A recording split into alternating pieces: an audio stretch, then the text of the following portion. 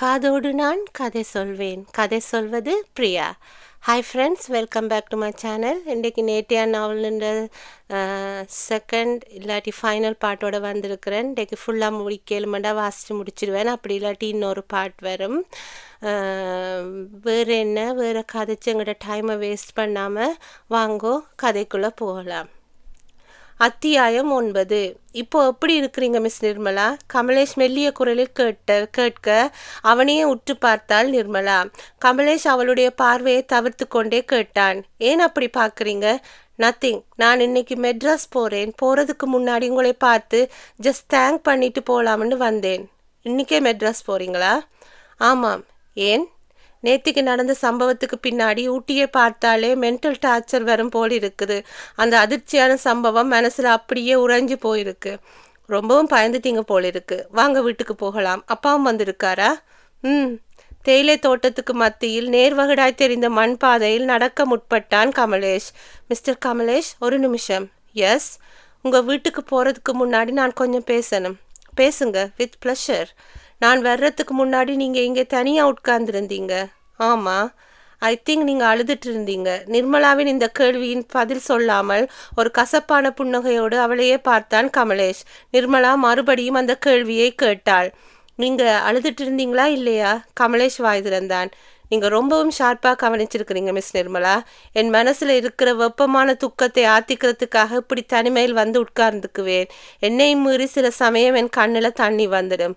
உங்களுக்கு என்ன கஷ்டம்? சாரி, நான் சொல்ல மாட்டேன். அதெல்லாம் உங்களுக்கு வேண்டாம். வாங்க வீட்டுக்கு போகலாம். சொல்லிக்கொண்டே வீட்டை நோக்கி நடக்க ஆரம்பித்தான் கமலேஷ். அவனை தொடர்ந்தாள் நிர்மலா. அந்த சிவப்பு நிற ஸ்வெட்டரும் கருநில பேண்டும் வெகு எடுப்பாய் அவனுக்கு அமைந்திருந்ததை கவனித்தாள் நிர்மலா. நல்ல உயரமும் கோதுமை நிறமும் அவனை ஹீமேனாய் காட்டின. சாய்வாயிருந்த படிகளில் அவன் லாவகமாய் உடம்பை வளைத்து ஏற அவனுடைய வேகத்துக்கு ஈடு கொடுக்க முடியாமல் நடக்க திணறினாள் நிர்மலா. நான் கேட்பது தப்பா இருந்தால் மன்னிச்சிருங்க. நோனோ, நான் அப்படி நினைக்கல. உங்கள் நிலைமையில் யார் இருந்தாலும் அந்த கேள்வியைத்தான் கேட்டிருப்பாங்க. நான் கேட்ட கேள்விக்கு நீங்கள் பதில் சொல்ல மாட்டீங்கள், அப்படித்தானே? சாரி, நான் என்னோட சந்தோஷத்தை தான் மற்றவங்களுக்கு தர்றது வழக்கம். துக்கத்தை தர மாட்டேன். ஓகே, நான் உங்ககிட்ட எதுவும் கேட்கல. ஒரு 10 அடி தூரம் மௌனமாய் நடந்து விட்டு எஸ்டேட்டை ஒரு முறை பார்வையால் அளந்து விட்டு நிர்மலா கேட்டாள். இது பூராவும் உங்கள் எஸ்டேட் தானே? இப்போதைக்கு இது எங்கள் எஸ்டேட் தான். அடுத்த மாதம் 17ஆம் தேதியிலிருந்து இது வேறொருத்தருக்கு சொந்தமாக போகுது. நிர்மலா புரியாமல் விழித்தாள். உங்களுக்கு புரியலையா? நாங்கள் இந்த எஸ்டேட்டை விற்க போகிறோம். அக்ரிமெண்ட் கூட போட்டாச்சு. கோயமுத்தூரில் இருக்கிற மில் ஓனர் ஒருத்தர் இதை வாங்க போகிறார். இதை விற்க போகிறீங்களா? ஏன்? அப்பா வச்சுட்டு போன கடனை அடைக்க வேண்டாமா? உங்கள் மனசை கஷ்டப்படுத்துகிற விஷயம் இதுதானா? இந்த சொத்து போகுதேன்னு நான் என்றைக்குமே கவலைப்பட்டது கிடையாது. இருக்கிற சொத்து பூராவுமே போனாலும் என்னோட படிப்பு எனக்கு ஒரு நல்ல உத்தியோகத்தை வாங்கி கொடுக்கும். எங்கள் அம்மாவையும் என்னால் சந்தோஷமாக வச்சிருக்க முடியும். அப்போது உங்கள் மன கஷ்டத்துக்கு காரணம்தான் என்ன? மறுபடி பழைய கேள்விக்கே வந்துட்டீங்க நிர்மலா. சாரி. லேசான மூச்சிறப்புகளோடு தேயிலை தோட்ட மேட்டுக்கு வந்தார்கள் இருவரும். மேகங்கள் தொட்டாப்பெட்டா மலைச்சகரத்திலின்றும் வழிந்து சின்ன சின்ன பஞ்சு துணுக்களாகி தேயிலை தோட்டம் பூராவும் நகர்ந்து கொண்டிருந்தது. பங்களா வாசலில் புல்தரையில் 4 கூடை நாட்காலிகள் போடப்பட்டிருக்க விஸ்வேஸ்வரனும் கமலேஷின் அம்மாவும் சந்திராதேவியும் இரண்டில் சாய்ந்திருந்தார்கள். உரைக்காத வெயில் காய்ந்து கொண்டிருந்தது. வாங்க சார். கைகளை குவித்து கொண்டே விஸ்வேஸ்வரனை நெருங்கினான் கமலேஷ். அருகே இருந்த நாட்காலியை இழுத்து போட்டுக்கொண்டு உட்கார்ந்தான். என்ன தம்பி, ரொம்ப தூரம் உள்ளே போயிட்டீங்க போல் இருக்கு? விஸ்வேஸ்வரன் ஒரு புன்னகையோடு கேட்டார். சந்திராதேவி குறுக்கிட்டார். இந்த 1 மாசமாவே அவன் இப்படித்தான். விடிஞ்சதுமே எஸ்டேட்டுக்குள்ளே போயிடுவான். ரொம்ப நேரம் கழிச்சுத்தான் வருவான். எஸ்டேட் வேலைகளை கவனிக்கிறதுல தம்பிக்கு ரொம்பவும் ஆர்வம் போல் இருக்குது. இந்த வயசில் இப்படித்தான் இருக்கணும். I appreciate you Kamlesh. Kamlesh ஏதோ சொல்ல வாயெடுத்த அதே வினாடி பங்களாவில் இருந்து அந்த வேலையால் வேக வேகமாய் கமலேஷை நோக்கி வந்தான். கொஞ்சம் எட்டி நின்று கொண்டு சொன்னான். ஐயா, ஃபோன் வந்திருக்கு. யாருக்கு? அம்மாவுக்கா எனக்கா? உங்களுக்கு தான் ஐயா. கோயமுத்தூரிலிருந்து திருமலைச்சாமின்னு ஒருத்தர் பேசினார். உங்கள் பேரை சொல்லி பேசணும்னு சொன்னார். எக்ஸ்கியூஸ் மீ, இப்போ வந்துடுறேன். கமலேஷ் விஸ்வேஸ்வரனிடம் நிர்மலாவிடமும் சொல்லிவிட்டு எழுந்து பங்களாவுக்குள் வேக வேகமாய் போனான். சந்திராதேவி டீபாயின் மேலிருந்த டீ பாட்டை காட்டினாள். நிர்மலா, டீ சாப்பிடம்மா. நானும் அப்பாவும் இப்பதான் சாப்பிட்டோம். வேண்டாம்மா, நான் டீ காஃபி சாப்பிட்றதில்லை. வேறு ஏதாவது கொண்டு வர சொல்லட்டுமா? வேண்டாம்மா, நான் வீட்டிலிருந்து புறப்படும் போதுதான் ஹாலிக் சாப்பிட்டு வந்தேன். சந்திராதேவி அதற்கு மேல் வற்புறுத்தாமல் நிர்மலாவே ஒரு அரை நிமிஷம் பார்த்துக்கிட்டு இருந்தாள். இன்னைக்கு சென்னைக்கு போறியாமே? ஆமாம்மா. நெத்தி காயம் ஆறுன பின்னாடி போகலாமேம்மா. சின்ன காயம் தானே, மெட்ராஸ் போகிறதுக்குள்ளே ஆறிடும். போயிட்டு மறுபடி எப்போ வருவ? நெக்ஸ்ட் இயர் இதே மந்த். சென்னைக்கு போனதும் எங்களை எல்லாம் மறந்துடாதேம்மா. சந்திராதேவி சிரித்து கொண்டே சொன்னாள். விஸ்வேஸ்வரன் குறுக்கிட்டார். என்னை வேணுமென்றாலும் நிர்மலா மறந்துடுவா. இனிமேல் உங்களையும் கமலேஷையும் மறக்கவே மாட்டா. சந்திராதேவி சிரித்தாள். நிர்மலா கமலேஷ் வருகிறானா என்று பங்களாவின் உட்புறத்தை பார்வையால் துளாவினான். என்னம்மா, கமலேஷை பார்க்குறாயா? இப்போ வந்துடுவான். ஃபோன் பண்ணியிருக்கிற திருமலைச்சாமி கொஞ்சம் அதிகம் பேசுகிறவர். அம்மா, மெல்லிய குரலில் கூப்பிட்டாள். நாட்காலியை இன்னும் பக்கமாக இழுத்து போட்டு கொண்டாள் நிர்மலா. என்ன நிர்மலா, உங்கள் குடும்பத்தில் விஷயத்தில் நான் தலையிடுறதா நீங்கள் நினைக்கலன்னா ஒரு கேள்வியை கேட்கலாமா? தாராளமாக கேளம்மா. என்ன கேட்க போகிற? உங்கள் மகனுக்கு என்ன கவலை? கமலேஷ் கவலையா? அப்படி ஒன்றும் தெரியலையே. நீங்கள் மறைக்கிறீங்க. அவரோட கவலை என்னன்னு உங்களுக்கு தெரியும். நீ என்னம்மா சொல்கிற? தேயிலை தோட்டத்துக்கு மத்தியில் உட்கார்ந்துக்கிட்டு ஒரு ஆண் அழுதுகிட்டு இருக்கிற விஷயம் சந்தோஷமான விஷயமாம்மா? சந்திராதேவி முகம் மாறினாள். தான் அணிந்திருந்த மூக்கு கண்ணாடியை கழட்டி விட்டு ஈரமான விழிகளால் நிர்மலாவை பார்த்தாள். அவன்கிட்ட அதை பற்றி கேட்டியாம்மா? கேட்டேன். என்ன சொன்னான்? என்னுடைய சந்தோஷத்தை வேணுமென்னா மற்றவங்களோட பகிர்ந்துக்குவேன், ஆனால் என்னோட துக்கத்தை மட்டும் பகிர்ந்துக்க மாட்டேன்னு சொல்லிட்டார். அதுதான் அவனோட சுபாவம். நீங்களாவது சொல்லுங்கம்மா, அவரோட மனசுல அப்படி என்ன துக்கம்? சந்திராதேவி தன் தோள்மேல் போத்தி இருந்த சால்வை துணியால் கண்ணாடியை துடைத்து பாலிஷ் ஏற்றி கண்களுக்கு கொடுத்தாள். மெல்லிய குரலில் நிர்மலாவை பார்த்து கேட்டாள். கமலேஷுக்கு இப்போ 25 வயசாகுது. இந்த வயசுல அவன் அழறான்னா என்ன காரணம் இருக்க முடியும்னு நீ நினைக்கிறம்மா? நிர்மலா யோசித்தாள். பிறகு சொன்னாள். எவ்வளோ காரணம் இருக்கலாம். ஒரு ஆண் அழறான்னா என்ன காரணம் இருக்க முடியும்? Business loss? நோ. விஸ்வேஸ்வரன் குறுக்கிட்டு சொன்னார். காதல் விவகாரமா இருக்கலாம். அதேதான் என்றாள் சந்திராதேவி. நிர்மலா திடுக்கிட்டாள். அத்தியாயம் 10. காதல் விவகாரமா? நிர்மலா மெல்லிய குரலில் திரும்பவும் கேட்டு சந்திராதேவி ஒரு கசப்பான புன்னகையோடு தலையாட்டினாள். சொன்னாள். பொண்ணு வேறு யாரும் இல்லை நிர்மலா, என் அண்ணனோட பொண்ணு தான். பேரு கலா. அவ பிறந்தப்பவே அவ இவனுக்கு தான்னு அண்ணன் சொன்னார். அதே நினைப்போட தான் நானும் இருந்தேன். அதுக்கேற்ற மாதிரி கலாவும் கமலேஷும் ஒருத்தரை ஒருத்தர் உயிருக்குயிரா விரும்பிட்டு இருந்தாங்க. என்னோட அண்ணனும் மெட்ராஸில் பல பிஸ்னஸ், பணம் எக்கச்சக்கம். போன வருஷம் வரைக்கும் கலா கமலேஷ் கல்யாணம் எப்போ வச்சுக்கலாம்னு கேட்டிருந்த என்னோட அண்ணன் இந்த வருஷம் வந்திருந்தப்போ அதை பற்றி ஒன்றும் பேசாமல் இருந்தார். ஊட்டிக்கு வழக்கமாக கலாவை கூட்டிட்டு வர்றவர் இந்த வருஷம் தான் மட்டும் தனியாகத்தான் வந்திருந்தார். கேட்டதுக்கு கலாவுக்கு உடம்பு சௌகரியம் இல்லைன்னு சொன்னார். சந்திராதேவி பேச்சை நிறுத்திவிட்டு கமலேஷ் வருகிறானா என்று ஒரு முறை திரும்பி பார்த்துவிட்டு தொடர்ந்தாள். அண்ணன் கிட்ட நானாகவே கல்யாண பேச்சை ஆரம்பிச்சதுமே அவர் மூஞ்சி என்னமோ மாதிரி ஆயிடுச்சு. தயங்கி பேசினார். கலாவுக்கு வேற மாப்பிள்ளையை நிச்சயம் பண்ணிட்டாராம். பையன் அமெரிக்காவில் டாக்டரா இருக்கானாம். அடுத்த மாதம் ஏதாவது ஒரு தேதியில் முகூர்த்தம் இருக்கும்னு சொன்னார். அண்ணன் சொல்ல நான் அப்படியே ஆடி போயிட்டேன். என்னன்னா இப்படி சொல்ற? கலாவுக்கு இதுல இஷ்டமான்னு கேட்டேன். கலாவுக்கு இஷ்டம்தான்னு சொன்னார். நானும் அண்ணனும் பேசிட்டு இருக்கிறப்பவே கமலேஷ் வந்தான். இந்த கல்யாணத்தில் கலா கண்டிப்பா ஒத்துக்க மாட்டாள்னு சத்தம் போட்டான். அண்ணன் சிரிச்சுக்கிட்டே வேணுமுன்னா கலாவுக்கு ஃபோன் பண்ணி பேசிப்பாருன்னு சொன்னார்.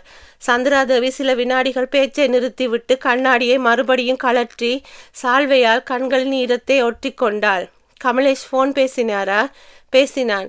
கலாவே ஃபோனை எடுத்தா. கமலேஷை எடுத்தெறிஞ்ச மாதிரி பேசினாள்.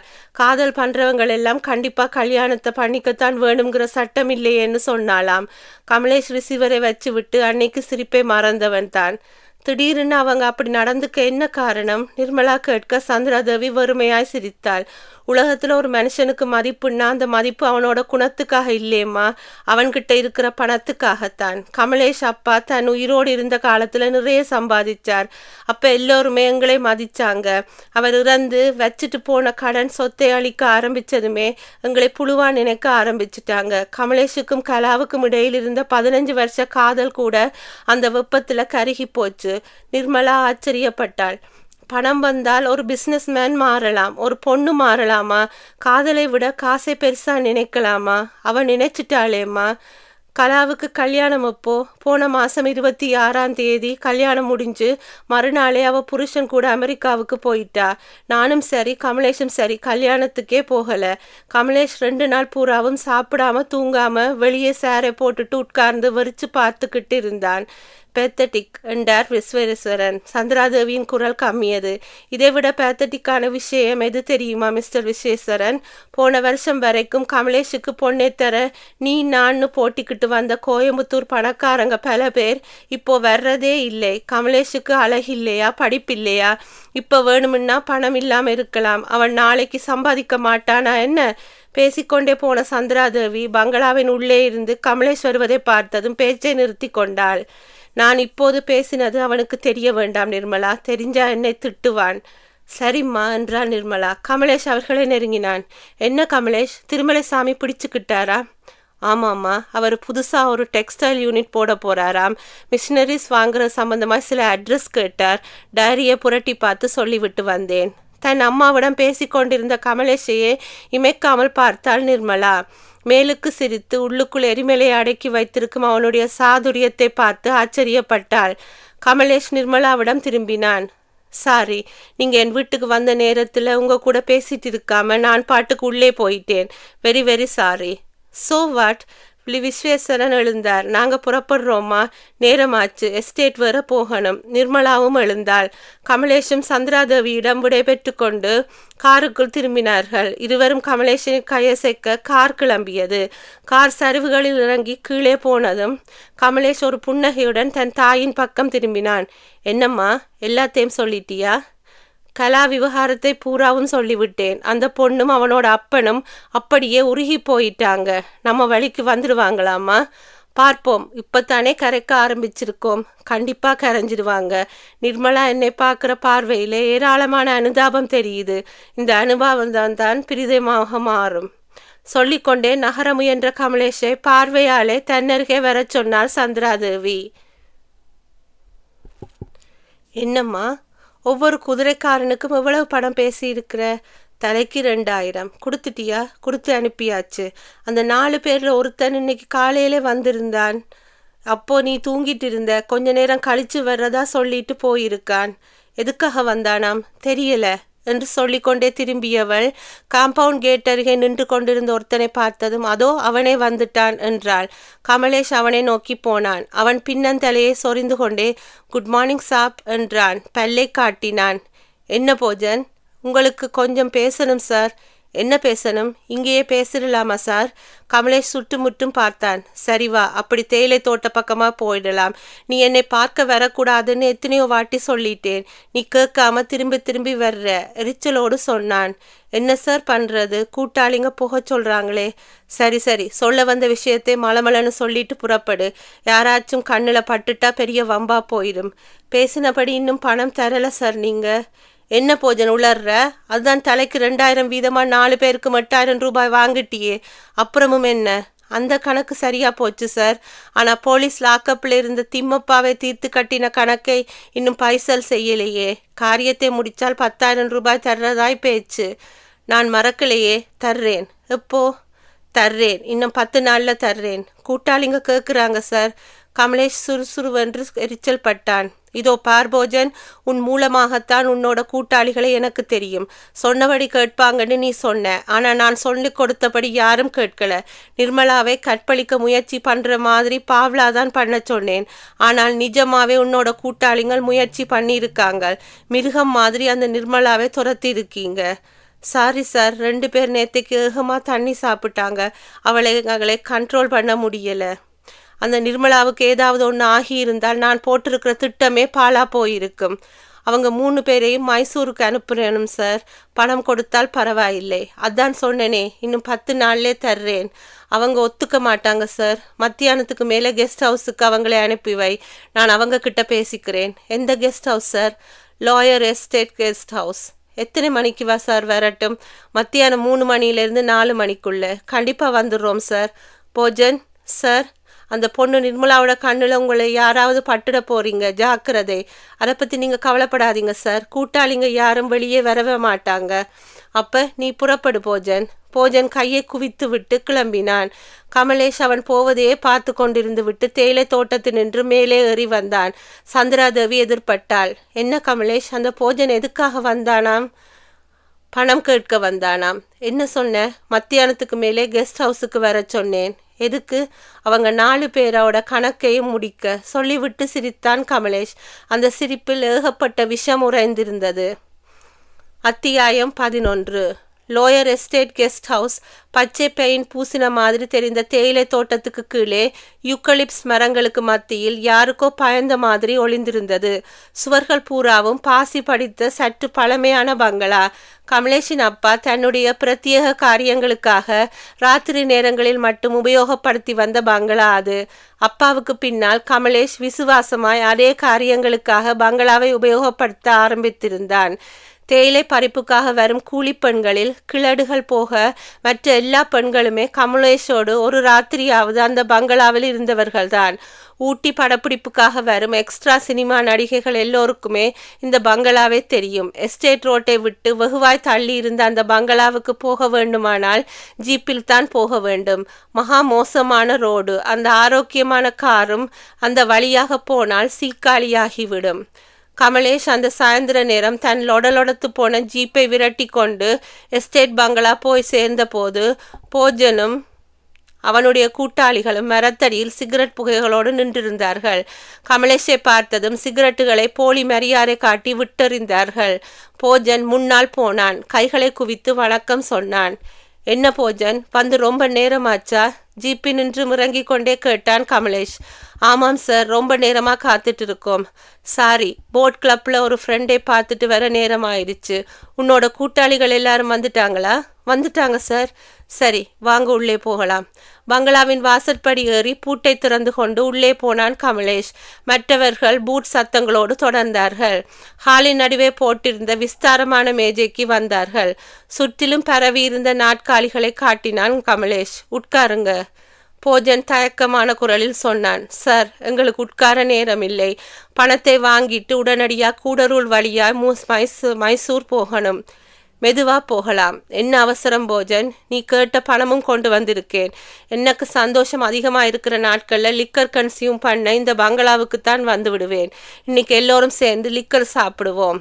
4 பேரும் ஒருத்தரை ஒருத்தர் பார்த்து கொண்டார்கள். கமலேஷ் சிரித்தான். லிக்கர் என்றா சாதாரண விஸ்கி பிராண்டி ரகம் இல்லை போஜன். அமெரிக்காவில் இதுதான் உயர்ந்த ஜாதி ஸ்காட்ச். ஒரு சின்ன பேக் அடிச்சாலே ராத்திரி பூராவும் ஆகாயத்தில் பரப்ப. உட்கார். உன்னோட கூட்டாளிகளையும் உட்கார சொல்லு. சொல்லிக்கொண்டே சுவரோரமாய் போய் அலமாரியை தள்ளினான் கமலேஷ். அலமாரியின் கதவு நகர்ந்து கொள்ள நீண்ட களத்தோடு கூடிய பச்சை நிற பாட்டில்கள் ஒரு இராணுவ அணிவகுப்பு மாதிரி நின்றிருந்தது. வாயில் உமிழ்நீர் சுள்ளென்று ஊற 4 பேரும் நாட்காலிகளில் ஸ்லோ மோஷனில் உட்கார்ந்தார்கள். கமலேஷ் ஒரு பாட்டிலின் கழுத்தை பிடித்து தூக்கி கொண்டு வந்து மேஜையின் மேல் வைத்தான். போஜன் கேட்டான். வேலைக்காரங்க இல்லையா சார்? இந்த பங்களாவுக்கு நான் வந்தால் நானே வேலைக்காரன், நானே முதலாளி. சொல்லிக்கொண்டே மேஜை டிராயரை திறந்து கண்ணாடி டம்ளர்களை எடுத்து மேஜையின் மேல் பரப்பினான். யூஸ் பண்ணுங்க. போஜனுக்கு பக்கத்தில் இருந்த அந்த குறுந்தாடி பேர்வழி பாட்டிலை ஆசையாய் தடவி எடுத்தான். அதன் மூடியை திருகி கரகரவென்று கலற்றி விட்டு பாட்டிலை சாய்த்து 5 டம்ளர்களிலும் கலகலவென்று ஊட்டி வாட்டர் ஜக்கில் இருந்த தண்ணீரை பார்த்தான். குட், சியர்ஸ் சொல்லி எல்லோரும் டம்ளர்களை எடுத்து கொண்டார்கள். அந்த உயர்தரமான விஸ்கியை சப்ப ஆரம்பித்தார்கள். கமலேஷ் சிப்ஸ் பாக்கெட்டை பிரித்து பிளாஸ்டிக் தட்டில் கொட்டினான். சரக்கு எப்படி இருக்கு? நல்லா இருக்கு சார். நீங்க சாப்பிடலையா? இதோ சாப்பிட்றேன். விஸ்கி நிரம்பிய டம்ளரை வாயில் வைத்தான். கமலேஷ் பாட்டிலில் இருந்த திரவ வஸ்து சீக்கிரமாகவே காணாமல் போக ஆரம்பித்தது. போஜன் சார், போலீஸ் மும்முரமாக இருக்கிறாங்க. மைசூருக்கு போகிறது பத்திரம். வழியில் எங்கேயாவது மாட்டிக்காதீங்க. 2வது ரவுண்டில் சந்தோஷமாயிருந்த போஜன் தலையாட்டினான். அதை பற்றி கவலையப்படாதீங்க சார். யாரும் எங்களை அடையாளம் கண்டுபிடிக்க முடியாது. That's good sir. நீங்கள் சொன்ன மாதிரியே எல்லாத்தையும் செஞ்சு முடிச்சிருக்கோம். நீங்கள் முன்னாடி சொன்ன திட்டத்துக்கு திம்பப்பாவோட கொலை இல்லை. இப்போ அதையும் பண்ணி முடிச்சிட்டோம். பணத்தை கொஞ்சம் தாராளமாகவே தாங்க சார். தர்றேன் சார். பாட்டில் தீர்ந்துடுச்சு. போஜனுக்கு பக்கத்தில் உட்கார்ந்திருந்த அந்த குறுந்தாடி பேர்வழி சொல்ல கமலேஷ் அலமாரியை காட்டி சிரித்தான். போய் உனக்கு வேண்டியதே எடுத்துக்க, திருப்தியாய் சாப்பிடு. கிக் எப்படி இருக்கு? கும்மு நேரல. செம கிக் சார். இந்த மாதிரியான சரக்கை நீங்கள் ஆயுசிலும் சாப்பிட்டு இருக்க மாட்டீங்க. நல்லா சாப்பிடுங்க போஜன். என்னோட ஆளுங்களுக்கு நல்லா ஊற்றி சாப்பிட கொடு. போஜன் எழுந்து போய் அலமாரியிலிருந்து ஒரு பாட்டிலை எடுத்து வந்தான். மற்ற 3 பேரும் அவனை மொய்த்து கொண்டார்கள். வரிசையாய் 3 பாட்டில்கள் 30 நிமிஷத்திற்குள் காலியாக போனது. அந்த 4 பேரும் மேஜையின் மேல் கவிழ்ந்து கிடந்தார்கள். செடக்டிவ் டேப்லெட்ஸ் கரைக்கப்பட்ட அந்த விஸ்கி அவர்களை ஆழமான மயக்கத்துக்கு கொண்டு போயிருந்தது. கமலேஷ் சப்பி கொண்டிருந்த டம்ளரை வைத்துவிட்டு எழுந்தான். சிகரெட் பாக்கெட்டை எடுத்து சிகரெட் ஒன்றை உருவி உதட்டில் பொருத்தி கொண்டான். லைட்டரால் மனதை அதை பற்ற வைத்து கொண்டு புகைத்து கொண்டே ஒவ்வொருத்தனையும் உலுக்கி பார்த்தான். எவனிடத்திலும் எந்த அசைவும் இல்லை. பரபரவென்று செயல்பட்டான் கமலேஷ். கதவை திறந்து கொண்டு வெளியே போய் தள்ளி நின்றிருந்த ஜீப்பை வாசலுக்கு நேரே கொண்டு வந்து நிறுத்தினான். எஸ்டேட் பங்களாவை சுற்றிலும் இருட்டு தீவிரமாய் கவல ஆரம்பித்தது. கமலேஷ் உள்ளே போய் ஒவ்வொரு ஆளாய் இழுத்து வந்து ஜீப்புக்குள் போட்டான். கடைசியாய் போஜனை இழுத்து போட்டுக்கொண்டு பங்களாவையும் பூட்டி கொண்டு ஜீப்பின் முன்பக்கமாய் ஏறி கிளம்பினான்.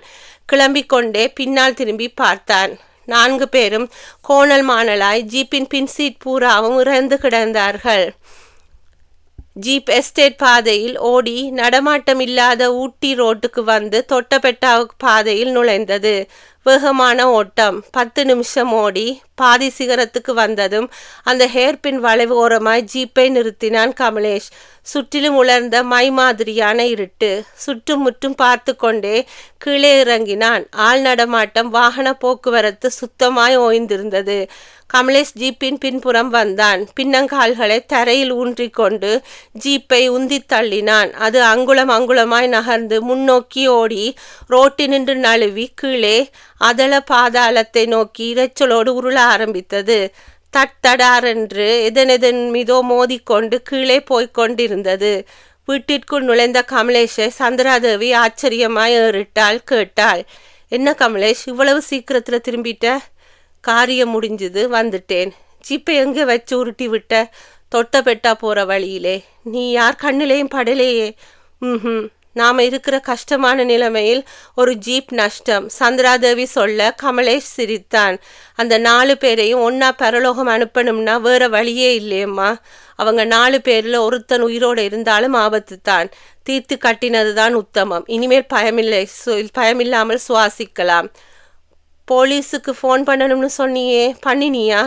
இனிமேத்தான் பண்ணணும். சொல்லிக்கொண்டே டெலிஃபோன் அருகே போனான் கமலேஷ். ரிசீவரை எடுத்து கொண்டான். டயலை சுழற்ற இன்ஸ்பெக்டர் தேவ்ராஜ் லைனில் வந்தார். இன்ஸ்பெக்டர், நான் கமலேஷ். ஹலோ கமலேஷ், நீங்களா? என்ன விஷயம் சொல்லுங்க. இன்ஸ்பெக்டர், வீட்டு வாசலுக்கு முன்னாடி நிறுத்தி இருந்த என்னோட ஜீப்பை காணோம். என்ன சொல்கிறீங்க? ஜீப்பை காணோமா? ஆமாம் இன்ஸ்பெக்டர். லோயர் எஸ்டேட் பங்களாவுக்கு போயிட்டு வீட்டுக்கு வந்து வாசல் முன்னாடி ஜீப்பை நிறுத்தி விட்டு உள்ளே போனேன். திரும்பி வந்து பார்க்குறப்ப ஜீப்பை காணோம். கொஞ்சம் வர்றீங்களா? அத்தியாயம் 12. இன்ஸ்பெக்டர் தேவராஜ் கவலையோடும் யோசனையோடும் ரிசீவரை வைத்துவிட்டு நெற்றியை பிடித்து கொண்டு உட்கார்ந்தார். பக்கத்து டேபிளில் உட்கார்ந்து ஃபைல் ஒன்றை புரட்டி கொண்டிருந்த சப் இன்ஸ்பெக்டர் கவுடரை கூப்பிட்டார். Cawdor sir. அவர் எழுந்தார். Kingsley estate owner mister Kamalesh bungalow வாசல் நிறுத்திட்டு போயிருந்த ஜீப்பை காணோம்னு சொல்கிறார். வண்டியோட நம்பர் TDV 734. வயர்லெஸ் மூலமாக எல்லா ஸ்டேஷனையும் கண்டாக்ட் பண்ணி மெசேஜை கன்வே பண்ணுங்க. Yes sir. இந்த வாரம் எனக்கு மோசமான வாரம். முதல் நாள் நிர்மலா விவகாரம், 2வது நாள் திம்மப்பா மர்டர், இன்னைக்கு கமலேஷோட ஜீப் காணாமல் போன பிரச்சனை. இந்த ஊட்டிக்கு என்ன ஆச்சு? எரிச்சலோடு எழுந்து நடை போட்டார் Devaraj. Sub inspector Cawdor wireless ரூமை நோக்கி போனார். அதே வினாடி டெலிஃபோன் கூப்பிட்டது. தேவராஜ் போய் ரிசீவரை எடுத்தார். காதில் பொருத்தி குரல் கொடுத்தார். Hello inspector Devaraj here. மறுமுனையில் குரல் கரகரத்தது. தொட்டபெட்டா அவுட் போஸ்ட் போலீஸ் ஸ்டேஷன்லிருந்து சப் இன்ஸ்பெக்டர் நஞ்சன் பேசுகிறேன் சார். இங்கே ஒரு மோசமான ஆக்சிடெண்ட் நடந்திருக்கு. இந்த ஸ்டேஷனில் போதுமான கான்ஸ்டபிள்ஸ் இல்லை சார். பக்கத்து கிராம திருவிழா செக்யூரிட்டிக்காக போயிருக்காங்க. அங்கே காப்ஸ் இருந்தால் அனுப்ப முடியுமா சார்? ஆக்சிடெண்ட்னா என்ன மாதிரியான ஆக்சிடெண்ட் நஞ்சன்? காரோ ஜீப்போ ஏதோ ஒன்று கண்ட்ரோலில் இருந்து ரோலாகி இருட்டில் ஒன்றுமே தெரியலை சார். தேவராஜ் சுறுசுறுப்பானார். காரா ஜீப்பா எதுன்னு நிச்சயமாக தெரியலை சார். சரிவோரம் இருந்த குடிசைவாசிகளில் ஒருத்தர் தான் வந்து நியூஸை சொன்னார். ஸ்பாட்லைட்டுக்கு ஏற்பாடு பண்ணினீங்களா? இன்னும் பண்ணலை சார். ஏற்பாடு பண்ணுங்க, நான் இன்னும் 5 நிமிஷத்தில் காப்ஸோடு வர்றேன். சொன்ன மாதிரியே 5 நிமிஷத்துக்குள் கான்ஸ்டபிள்களோடு அங்கே போனார் இன்ஸ்பெக்டர் தேவராஜ். பனி ஏராளமாய் பெய்து கொண்டிருக்க அதை பொருட்படுத்தாமல் 4-5 பேர் உதிரிகளாய் நின்று கொண்டு இருட்டான மலைச்சரிவை எட்டி பார்த்தார்கள். தேவராஜ் பார்த்ததும் சப் இன்ஸ்பெக்டர் நஞ்சன் ஓடி வந்தார். அவர் கேட்டார், எந்த ஸ்பாட்டில் விழுந்தது? இதோ இந்த இடம்தான் சார். தன் கையில் இருந்த அந்த டார்ச் லைட்டை சரிவின் இருட்டில் அடித்தார் சப் இன்ஸ்பெக்டர் நஞ்சன். ஒரு குற்று மரத்தின் கிளைகள் தாறுமாறாய் ஒடுந்திருக்க மணல் சரிந்திருந்தது. கீழே வெகு தூரத்துக்கு ஓவென்று இருட்டு தெரிந்தது. தேவராஜ் திரும்பினார். உங்களுக்கு இந்த நியூஸை முதல்ல சொன்னது யாரு மிஸ்டர் நஞ்சன்? அதோ அந்த ஆள்தான் சார். சாலையின் ஓரமாய் நின்றிருந்த அந்த 4-5 பேர்களில் ஒருத்தரை சுட்டி காட்டினார் நஞ்சன். அந்த ஆளை கொஞ்சம் கூப்பிடுங்க. நஞ்சன் போய் அந்த ஆளை கூட்டி வந்தார். வந்தவன் ஒடிசலாய் உயரமாய் இருந்தான். தலைக்கு கனமான மஃப்ளரை சுற்றி கிளிசல் ஸ்வெட்டர் போட்டிருந்தான். அந்த சப்பை மூக்கு அவன் படுகர் இனத்தவன் என்று சொல்லியது. உன் பேர் என்ன? எல்லன். வண்டி உருண்டது உனக்கு எப்படி தெரியும்? சப்தம் கேட்டது சார். வீடு எங்கே? அதோ அந்த சரிவுக்கு கீழே. வண்டி விழுந்த சப்தம் கேட்டதுமே ஓடி வந்து பார்த்தியா? ஆமாம் சார், எங்கள் ஆளுங்களை கூட்டிட்டு ஓடி வந்து பார்த்தேன். இருட்டிலே ஒன்றுமே தெரியல. அப்புறம்தான் இன்ஸ்பெக்டர் ஐயா கிட்ட போய் தகவல் சொன்னேன். வண்டி உருண்டு விழுந்த சத்தத்தோட ஆளுங்க சத்தம் எதுவும் கேட்கலையா? கேட்கல சார். சரி போ. தேவராஜ் நஞ்சனிடம் திரும்பினார். ஸ்பாட்டுக்கு ஏற்பாடு பண்ணிட்டீங்களா? ஸ்பாட்லைட்டுக்கு ஏற்பாடு பண்ணிட்டீங்களா? பண்ணிட்டேன் சார், இப்போ வந்துடும். உங்கள் டார்ச்சை கொடுங்க நஞ்சன். வெளிச்சம் எவ்வளவு தூரத்துக்கு போகுதுன்னு பார்க்கலாம். சொல்லிக்கொண்டே நஞ்சன் கையில் இருந்த டார்ச்சை வாங்கி சரிவுக்கு போய் வெளிச்சத்தை வீசினார். டார்ச் வெளிச்சம் இருட்டை அறுத்து கொண்டு கீழே பாய்ந்தது. மரங்களின் தலைகளும் அடித்தண்டுகளும் வெளிச்சத்தில் தெரிந்தது.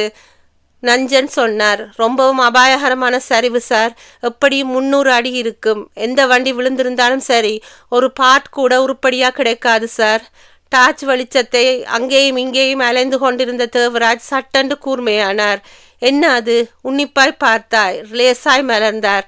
நஞ்சன், சார், டார்ச் வெளிச்சம் விழுந்திருக்கிற இடத்தை பார்த்தீங்களா? தேவராஜ் ஆர்வமாய் சொல்ல நஞ்சன் தீவிரமாய் பார்த்துவிட்டு, ஏதோ துணி மாதிரி தெரியுது சார் என்றார். அது சாதாரண காட்டன் துணி இல்லை நஞ்சன், கேன்வாஸ் துணி. ஜீப்போட மேல் போர்ஷன் கேன்வாஸ் துணி. விழுந்த வேகத்தில் மரத்தில் பட்டு கிழிச்சிருக்கு. ஸோ விழுந்தது காரா ஜீப்பான்னு திறனிட்டு இருந்தோம். இப்போ ஜீப்புன்னு முடிவாயிடுச்சு. ஸ்பாட்லைட் வந்தாலும் இந்த ராத்திரி நேரத்தில் ரெஸ்கியூ அட்டெம்ப்ட் பிரயோஜனப்படாது சார். விடிஞ்சா பின்னாடி தான் ஏதாவது பண்ண முடியும். முயற்சி பண்ணி பார்ப்போம். முடியலைன்னா காலையில் பார்த்துக்குவோம். அநேகமாக இந்த ஜீப் காணாமல் போன கமலேஷோட ஜீப்பாக இருக்கலாம். அடுத்த 10 நிமிஷத்தில் ஜெனரேட்டரும் ஸ்பாட்லைட்டும் வந்து ஜெனரேட்டரை இயக்க ஸ்பாட்லைட் ஒரு குட்டி சூரியனாய் பிரகாசித்தது. மலைச்சரிவு பூராவும் வெளிச்சத்தை கொட்டி பார்த்தார்கள். ஜீப்பின் கேன்வாஸ் துணி மட்டும் பளிச்சென்று தெரிய ஜீப்பின் மற்ற எந்த பாகமும் கண்ணுக்கு சிக்கவில்லை. 1/2 மணி நேர உழைப்புக்கு பின் ஸ்பாட்லைட்டு கண்களை மூடிக்கொண்டது. தேவராஜ் சோர்வாய் ஜீப்புக்கு திரும்பினார். பின்தொடர்ந்து வந்த நஞ்சனிடம் சொன்னார், நாளைக்கு காலையில் சரிவுக்கே போயிடலாம் நஞ்சன். சரிவுக்கு ஜீப்பில் போக முடியாது சார். நடந்துதான் போகணும். நடந்தே போயிடலாம். சரி சார், குட் நைட் நஞ்சன். ஜீப்பில் ஏறிக்கொண்டார் தேவராஜ்.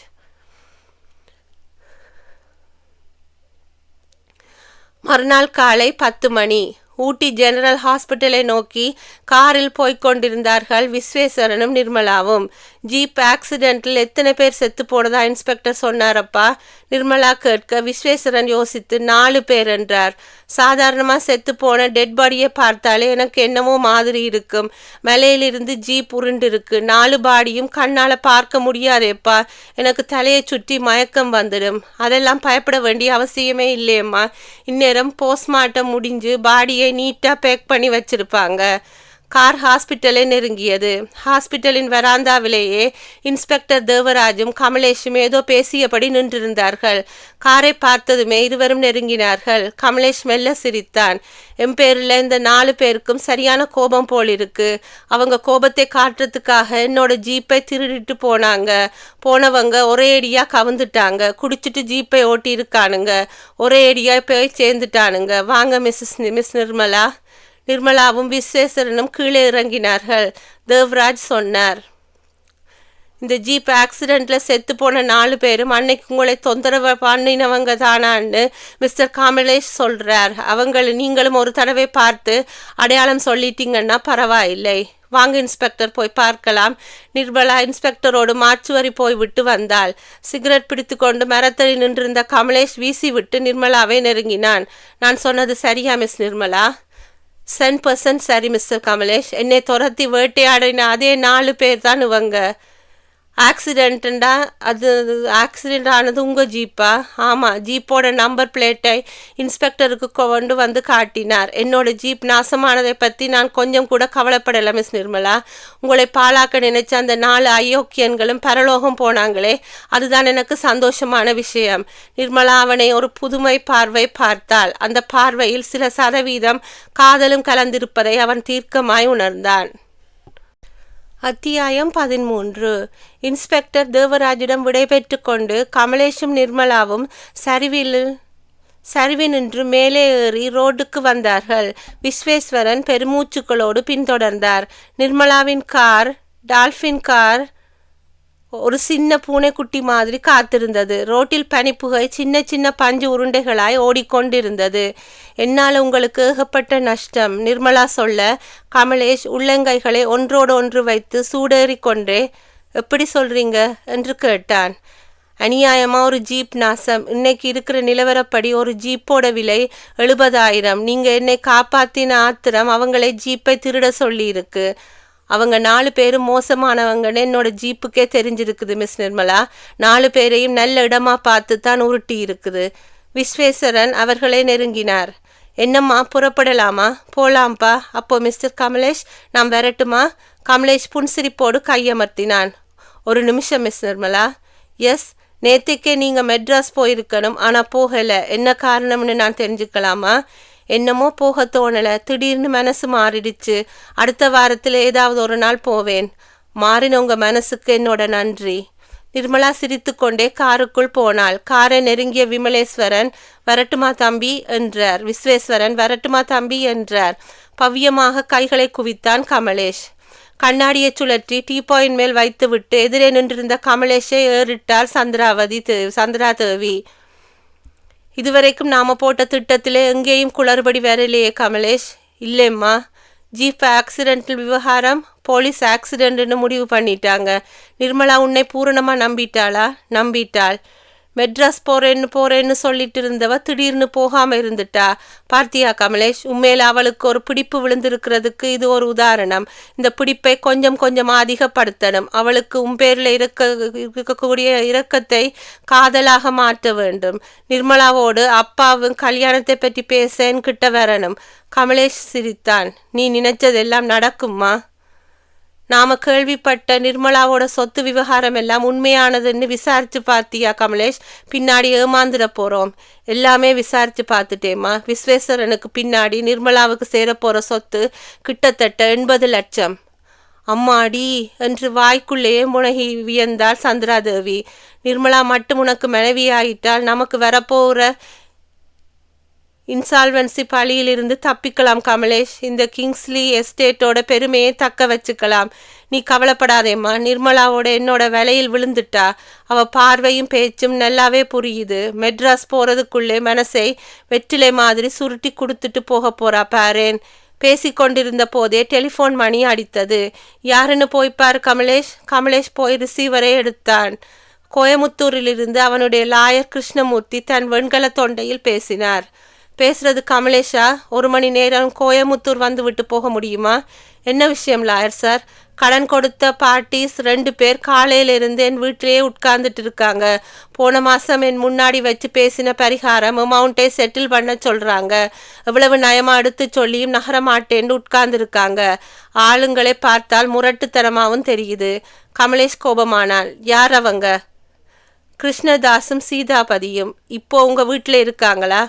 முன்னாடி ரூமில் உட்கார்ந்துட்டு இருக்காங்க. ரிசீவரை அவங்க கையில் கொடுங்க, நான் பேசிக்கிறேன். சொல்லி பார்த்தேன், உங்கள் கூட பேச அவங்க தயாராக இல்லையாம். நீங்கள் கூட இருந்து தானே செட்டில்மெண்ட் பண்ணி கொடுத்தீங்க. நீங்களே பணத்தையும் வாங்கி கொடுங்கன்னு தீர்மானமாக சொல்கிறாங்க. ராஸ்கல்ஸ். எவனோ ஏவி விட்டுருக்கிறான் கமலேஷ். இப்போ நான் புறப்பட்டு அங்கே வர்றேன். சீக்கிரமாக வரணும். அவங்க 2 பேரையும் பார்த்தா என்னோட ஒய்ஃப்க்கு ரொம்பவும் பயப்படுறா. இதோ புறப்படுறேன். ரிசீவரை ஆத்திரத்தோடு சாத்தி விட்டு யோசனையாய் பெருவிரல் நகத்தை கடித்து கொண்டே அறையை விட்டு வெளியே வந்தான். டீயை உறிஞ்சி கொண்டிருந்த சந்திராதேவி புன்னகைத்தாள். என்ன கமலேஷ், கோயமுத்தூரிலிருந்து லாயர் ஃபோன் பண்ணினாரா? ஆமாம். கடன்காரங்க அவரை போய் பிடிக்கிறாங்களாக்கும். கமலேஷ் வியந்தான். அது உனக்கு எப்படிம்மா தெரியும்? இன்னைக்கு என்ன தேதின்னு பார்த்தியா கமலேஷ்? போன மாதம் 10ஆம் தேதி லாயரை சாட்சியாக வைத்து கோயமுத்தூரில் ஒரு செட்டில்மெண்ட்டை போட்டோம். நாம் சொன்ன தைரியத்தின் பேரில் லாயர் பேமெண்ட் பண்ணுற பொறுப்பை எடுத்துக்கிட்டார். நாம் நிர்மலாவோட விஷயத்தில் மும்முரமாக இருந்ததுனால அந்த செட்டில்மெண்ட் பண்ணின விஷயத்தையே மறந்துட்டோம். இது இப்போ வெடிச்சிருக்குது. லாயர் விவகாரத்தை எப்படி சமாளிச்சாராம்? சமாளிக்க முடியாமத்தான் ஃபோன் பண்ணியிருக்கிறாரம்மா. அந்த நகைக்கடை கிருஷ்ணதாஸும் பவுண்டரி சீதாபாயும் விடாப்பிடியாய் உட்கார்ந்துருக்கிறார்களாம். லாயர் ரொம்பவும் பயப்படுறார். உடனடியாக கோயமுத்தூருக்கு வர சொல்லுறார். நீ போகாதே, அவரே சமாளிக்கட்டும். பாவம், அவராலே முடியாதம்மா. நான் போய் பேசி அவர்களை அனுப்பி வைத்து விட்டு வருகிறேன். நீ போனால் அந்த 2 பேரோட ஆத்திரம் இன்னும் அதிகமாகும். போய் பேசினால் ஆத்திரம் தணிஞ்சிடும்னு நினைக்கிறேன்மா. ஒரு 2 மாதம் அவங்க கிட்ட அதிகப்படியாக டைம் கேட்கலாம். சரி, போயிட்டு உடனே திரும்பி விடு. கமலேஷ் உள்ளே போய் ட்ரெஸ் மாற்றி கொண்டு வந்தான். ஷெல்ஃபில் இருந்த கார்சராவியை எடுத்து கொண்டான். வெளியே வந்து போர்ட்டிகோவில் நின்றிருந்த காரை நோக்கி போனான். ஊட்டி லேசான மேகமூட்டத்தில் இருந்தது. எந்த நிமிஷமும் மழை பெய்யக்கூடிய சாத்தியக்கூறு தெரிந்தது. காருக்குள் ஏறி உட்கார்ந்து இக்னிஷியனை உசுப்பினான் கமலேஷ். அது சினுங்க கிளப்பி கொண்டு ரோட்டுக்கு வந்தான். நிர்மலாவின் கழுத்தில் தாலி கட்டி அவளை இந்த வீட்டுக்கு கொண்டு வரும் வரையில் இது மாதிரியான தொல்லைகள் இருக்கும். யோசித்து கொண்டே மலைப்பாதையின் வளைவுகளில் திரும்பி வேகமாய் வழுக்கி கொண்டு போனான் கமலேஷ். ஊட்டி எல்லையை தாண்டி குன்னூரை கார் நெருங்கி கொண்டிருந்த போது மழை லேசாய் தூர ஆரம்பித்தது. குன்னூர் சாயந்தர நேர ரோடுகள் வெறிச்சோடி போர் இருக்க மழையை பொருட்படுத்தாமல் காரை வேகமாய் பறத்தினான். குன்னூரை தாண்டி 1 கிலோமீட்டர் தூரம் போனதும் தூறலாக இருந்த மழை சத்தம் போட்டு பெய்ய ஆரம்பித்தது. காரின் முன்புறம் கண்ணாடியில் வைப்பர் இயங்கி சளைக்காமல் மழை தண்ணீரை வலித்து போட்டது. சாயந்தர நேரம் இருட்டுக்கு போய்கொண்டிருந்த அந்த நேரத்தில் மின்னல் கீழ்வான மூலைகளில் பளிச்சென்று கையெழுத்து போட்டு கொண்டிருந்தது. இறங்கலாமா, இல்லை இப்படியே திரும்பி கொண்டு வீட்டுக்கு போய்விடலாமா? அவன் யோசித்த அதே வினாடி அந்த ஹேர்பன் வென் வளைவில் அந்த ஃபியட் கார் ஒதுக்கமாய் நின்றிருக்க அருகே மழையில் நனைந்தபடி அந்த பெண் தெரிந்தாள். காரின் ஹெட்லைட் வெளிச்சம் அவள் மேல் விழுந்தபோது கமலேஷ் அயர்ந்து போனான். ஒரு அழகான பெண்ணுக்கு வேண்டிய உடம்பின் அனாட்டாமிகள் அவளிடம் துல்லியமாய் தெரிந்தன.